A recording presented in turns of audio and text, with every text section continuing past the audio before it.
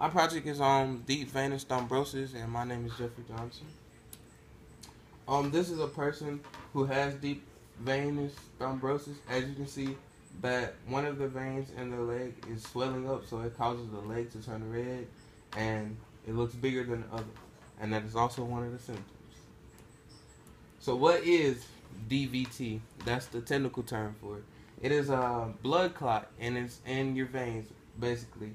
It affects the larger veins and the lower veins in your leg. You can get it from. It's common in adults at the age of 60, but you can get it at any age. And it's a blood clot that breaks free, and it travels through your blood to the major organs such as your lungs and your heart, and therefore it can damage and even death can occur. This is a picture, and this shows how it looks in the blood. So as you can see, the early formation is right here, and it has the little tiny red blood cells.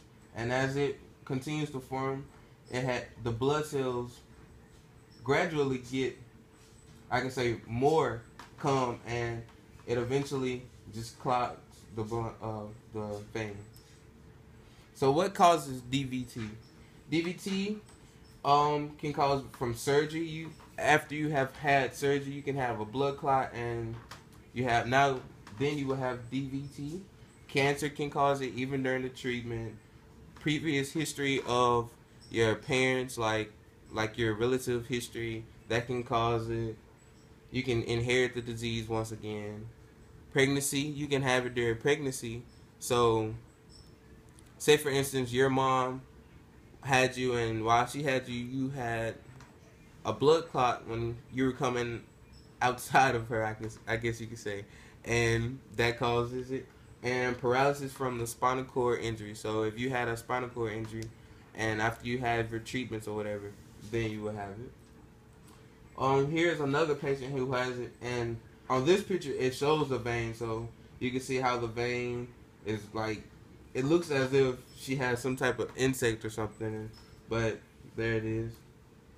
The signs and symptoms. The symptoms are the redness of the skin. Your leg is gonna swell up, of course. Your leg is gonna have pain. The skin is when it touches, it's gonna feel warm. You're gonna have cramping pains, a lot of cramping pains. So those are the common symptoms. This patient, I think, to me, he has like the worst case, because both of his legs are swelled, or swollen. That's not a word. I'm sorry. Both of his legs are swollen.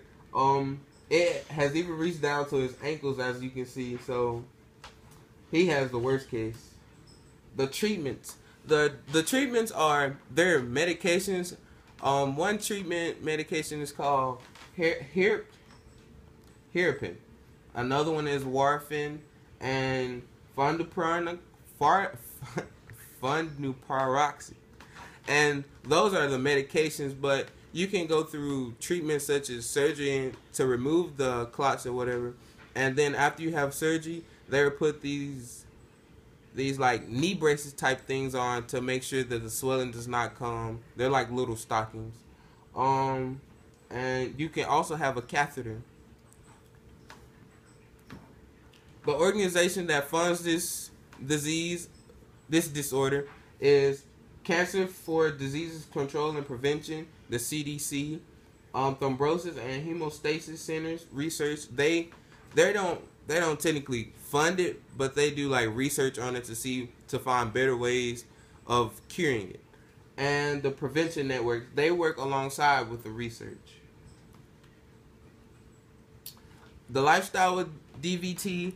When I researched it, I saw how the patients constantly have to walk. They constantly have to keep their blood moving. So, say for instance, you're at work, you will have to find time to take a break, at least 1 or 2 hours of a break to walk to keep your blood flowing. They have to shave with an electric shaver, because shaving with a regular shaver, it could cause them to bleed easily, and it's hard for them to do the regular things that we do, such as running and all that. And another thing that I saw was that They can't smoke or drink for sure. And they bleed more. They bleed easily. So the things that they used to do that wouldn't cause them to bleed easily, they bleed easily now. And if you have more information, you can go to this website or you can talk to your local physician. And thank you.